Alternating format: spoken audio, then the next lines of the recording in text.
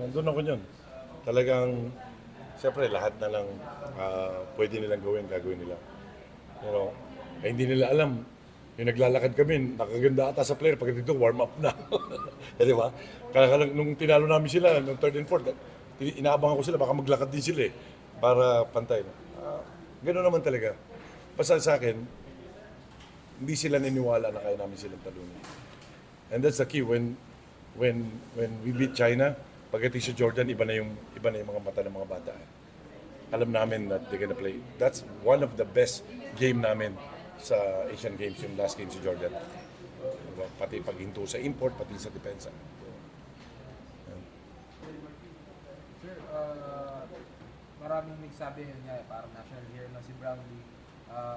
Would you say na he deserves the right na to represent the Philippines or Gilas sa mga future? Oo naman. Oo naman. Alam mo, Justin, he's not only a good player. Justin, kaya niyang pagalingin yung teammate niya.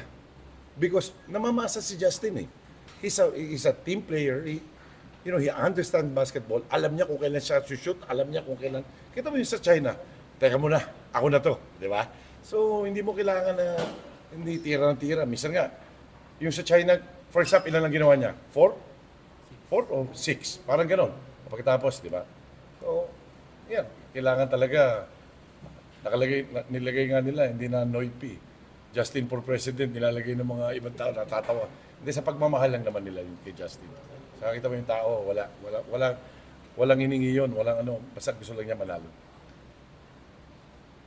How about Ginebra? Kasi siyempre, papahinga mga players eh.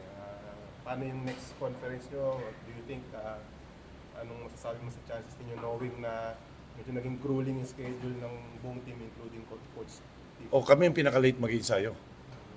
No, so we're planning to the team will stay in sa Laguna ulit for 5 days para lang magsama-sama ulit kasi matagal nang iwalay. Matagal hindi nagkasama-sama. And gagawin kong paraan kung paano namin makaka-catch up dun sa mga ibang teams. No? Siguro San Miguel, marami rin nawala sa kanila. Ng mga key players nila nasa Asian Games. Makakabawi, unti-unti lang, unti-unti, para makahabol kami sa dadating na November 5. And then again, papasalamat ako sa PBA, minove nila. Imagine kung opening na kagad. Wala pa nga kasi I promised to the players before the start of nasa Ultra kami. After this, bibigyan namin kayong 10 days na vacation. You can go wherever you wanna go. Sa lahat lang yun, hindi lang sa San Miguel group, even some of the teams sa MVP group. Sabi ko, I'll talk to your managers and coaches that bigyan kayo ng break. Ayaw mo na ulit talaga maging team manager ng Gilas. Governor ako eh. Basta I serve the country, binigay ko lahat para sa bayan. Again, hindi ko magagawa ito kundi tulong ng aking boss na si RSA. And lalo na yung ang Diyos, no? Hindi kami binitawan ng Diyos. Yan ang sabi nila, even your God cannot help you. Ay pinakita lang ng Diyos na kaya kami tulungan in a different way, no? Yun lang, sobrang proud na nakuha namin yung goal.